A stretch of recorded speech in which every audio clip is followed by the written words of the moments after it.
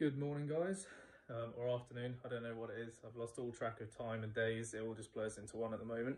But yeah, so this is microdiscectomy update. 13 days after surgery, so call it 2 weeks, 14 days, whatever you want to do. And yeah, look, I'm perfectly fine. I'm fat and jiggling. I have put on some weight. I'm not going to lie. I've been lying in bed a lot and eating all kinds of rubbish. But yeah, look, I'm fantastic. Like, I am healed 100%, you know, like pending, obviously, like I've still got a few weeks technically of recovery.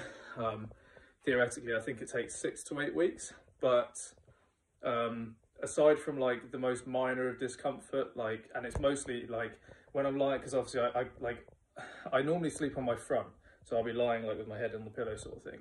That's my natural way of doing it. But with this, I've had to sleep on my back, like lying flat on my back, or on my side, sort of in the fetal position with my legs curled up like that, sideways. Both positions, both of which those positions I don't find comfortable, even naturally. But obviously if you're lying on the wound, the surgical wound, then it's slightly more uncomfortable, but only like very minorly, like just the odd. I think it's more actually, it's not even so much bruising, it's just that like when you're lying on the wounds, I think like the stitches get pressed on and it's just a little, like it's nothing. It's not, I put that pain at like 0.5 out of 10, like not 5, like 0.5, as in like half of 1. Like, yeah, my pain level is basically 0. What else? So in terms of walking, like I haven't built up to walking for like an hour a day. I think that's the target goal, is like walk half an hour twice a day. I haven't quite done that, but that's just because I'm lazy, to be honest. But I think I'm more than capable. If I wanted to walk for half an hour, I think I could. It would be fine. The only thing I had found initially with walking was that I got like this tightness here in my hip, which I never had before, but that's gone now. But whether or not that was just a case of maybe my back was compensating after the surgery and I was using different muscles, or maybe my back was compensating before surgery, and now that I've had the surgery, those muscles have now, like, they're now starting to get used and they were a bit stiff. But either way, that's like worn off, and like I basically have 0 pain. Like the worst thing, I had some sciatica, and I went through a bit of an, like, not emotional, but a bit of like a mental period for about 3 or 4 days. Look at that damp problem up there. That needs to get fixed.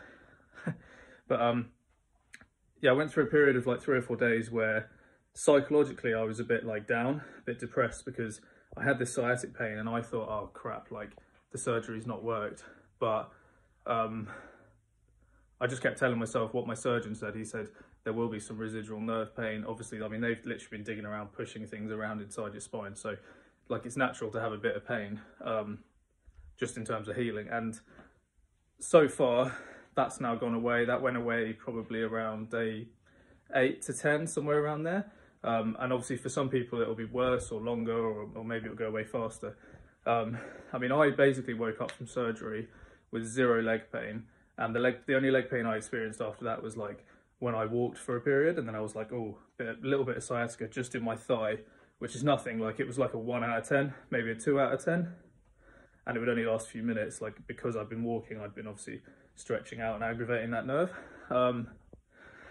What else? Yeah, I've been aggravating that nerve. Just trying to think what else. Oh, big update. So my surgeon, after my surgery, he came in and spoke to me, and he said, and I said to him, what about my numbness? Because I had like, my whole right side of my right foot was numb. The back of my heel was numb, my ankle was numb, my calf muscle was completely numb, and back of my knee and the back of my thigh, about half of my thigh was completely numb. Like I could not feel any sensation on the surface. I could obviously feel, like if I pushed on it, I could feel that I was touching it, but there was no sensation, if that makes sense. Like you could feel the pressure, but not like the feel of it. Like doing that, you wouldn't feel it, but you'd feel the pressure, obviously, because you've got nerves deeper than the skin. I said to him, will that ever fix? He said it's most likely permanent. He said some people do, he said you do get like some recovery from that over the couple of years, or, you know, depending on how long it was compressed for and how bad, and just how your body heals, it may or may not be permanent. So I thought, okay, fine, I can accept that. Like it is what it is. I mean, I've got numb spots. I had surgery on my chest. I got a whole area that's numb. I got numbness at the base of my spine from another injury. So I was like, you know, I can live with that as long as the pain's not there. And I had to wear compression socks. I'm still technically supposed to be wearing them, but they were irritating me, so I've taken them off a couple of days ago. I wouldn't recommend doing that, but I just, you know, they were just annoying me. They were pissing me off, to be honest. I was getting heat rash and stuff on my legs. But yeah, so I took them off the other day to have a shower, and just because I wanted them off.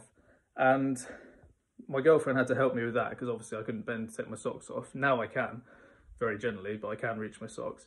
And yeah, all that waffle, sorry, I'll get to the point. Numbness is gone. Like, I can entirely feel every part of my leg already, and it's been 2 weeks. Like, I mean, I know obviously like some people won't necessarily have the results I've had. Like, I've been incredibly lucky. I had a very good surgeon. I did have to pay privately in the end because the NHS waiting list was like 9 months. Had I waited that long, it would have been a lot worse, I think. I think the injury would have just, like, the nerve compression and the level of pain I was in already was unbearable. Like, I really do feel for people that have to wait that long, or even years longer.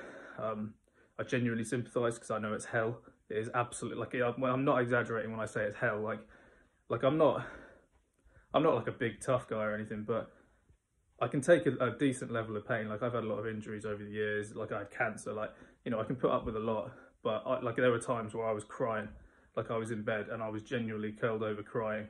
Like, my girlfriend's had to help dress me, help shower me. Luckily, I've been able to go to the toilet myself all this time, but like, it's hell on earth. And, you know, if you're living alone and you've got no one to help you, like, God forbid, like, I really feel for you, I do. But so I'm incredibly lucky that basically my dad and my nan both contributed and helped pay for private surgery, just because it was a case of like, either that or I'm just off mooching off the family for 9 months anyway. So I'm very grateful for being in the position I'm in with family, because I didn't have the money to pay for surgery, but fortunately my family helped, which is like I'll never forget like what they've saved me from by doing that. So, you know, obviously eternal gratitude. And I do, like I said, I do sympathise with people that don't have that opportunity. It is hell. NHS, you need to get better about this. Definitely need to stop like rationing out treatment. That's one big problem with the NHS. I mean, the NHS, just in my case alone, probably wasted 20 grand and just like wasted like appointments, sending me around the houses, not giving me an MRI for 2 years, even though there was an injury that they didn't know. If they'd just given me an MRI straight away, found the injury, gone okay, and then sent me through surgery, I might have been operated on 2 years ago, and I would never have had this problem. But you know, it got so bad anyway. So yeah, all that waffle aside, like, I want to conservatively say, and with my fingers crossed, that I am healed, and I don't think I'll be back to work. I think I'm going to wait the 6 to 8 weeks just to be like 100% sure, because I know that there's like a Goldilocks period where you might be getting quite better, like a lot better like I am now, and get complacent. So I'm definitely going to take it easy for like the whole period and do the physio and, you know, keep up to date with the walking and all that kind of stuff. But like, preliminary assessment is that like it worked and I'm better. But yeah, so if you're going through recovery, or you've just started recovery, or you're about to have surgery, don't be afraid. It is going to hurt. Like after you get up from surgery, you're going to be stiff. You're not going to be able to walk far. Like, I made it to the toilet on day 1, that was it. And on day 2, I made it up the corridor of the ward and back, and that was it. Like, do take it easy. Definitely do the log roll to get in and out of bed. I'm still doing the log roll now, even though I have actually managed to just get up straight out of bed, but I've been very careful about that. And yeah, just follow the doctor's instructions. Like, you need to take the recovery seriously, because the level of pain that you've been in, like, why would you risk it by doing something silly? Oh, also, I was off painkillers on day 3. They gave me like severe amounts of codeine to take home. I've got 60 tablets for codeine, and it's like obviously pharmaceutical grade codeine, so it's strong. I've not taken a single one. I was on ibuprofen, paracetamol, and I was on naproxen and omeprazole for a few days, but that was it. Like, day 3, I took 2 ibuprofen in the morning, like normal strength ibuprofen from a shop, like nothing strong. And after that, I haven't taken anything, like nothing since, like at all. I've had a couple of days where the pain's been just slightly bit worse, but like not bad enough for painkillers. So my advice to you, if you've had this surgery or you're about to have it, is don't be afraid, because I'm a big wuss with hospitals. I've had a lot of hospital time, especially as a kid, and I think I just got like a bit of PTSD about it. But don't be afraid of it, because it's really not so bad. I mean, I got good treatment. I was like treated privately, so the treatment might be slightly better than the NHS, but the NHS is good. Like, I know they're crap about organising things, but the actual care is good. Yeah, don't be afraid.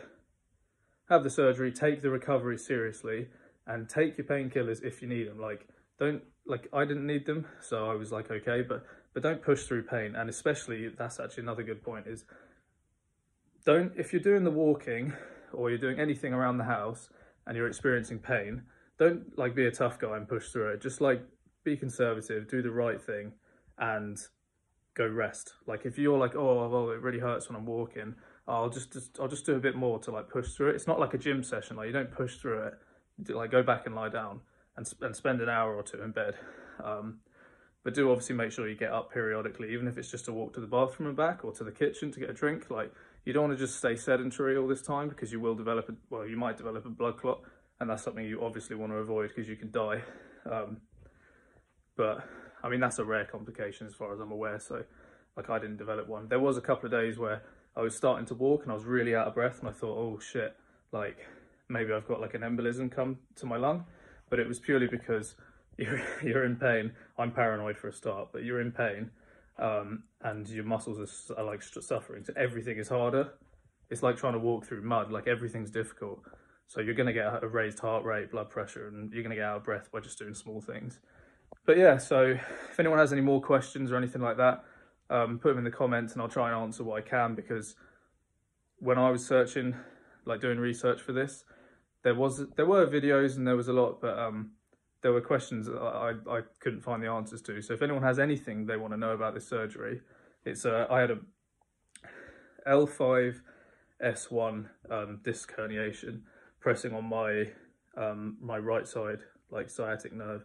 I think it's called the S1 nerve root or whatever, but yeah. So, and then the actual surgery I had was a L5-S1 lumbar microdiscectomy or discectomy with undercutting facetectomy. So that's when they cut bone around the facet joint, like shave bone off to give the nerve more room. So you've got like a disc here, facet joint there, and then the nerve in between. And they cut the disc off that was sticking out, so that's now gone. So there's space this side. And then just as a precaution, they shaved a load of about 10 to 15% of the bone off to give you that nerve full gliding room. And that's it. So if anyone has any questions, let me know. I'm not going to be posting jet washing videos for a while, like maybe not even ever, I don't know. It just depends how I recover. I mean, as it stands, look, I can literally like dance on the spot, which is crazy. Because look at this, like this is quite a long room, right? Before, I'd get to the end of that room and I'd have to stop, like I'd be in pain. Like I couldn't walk 2 houses past my, like out of my house I couldn't walk two houses down the road. Can't say my words. Before having to go back because the pain was so incredibly intense, I'd have to go and lie down. So like obviously I'm not going to do this, but I feel like I could go for a really short jog, but obviously I'm not going to do that. But that's how good I feel. Anyway, I'm going to cut this video because it's like 15 minutes now. So yeah, all the best, take care, God bless.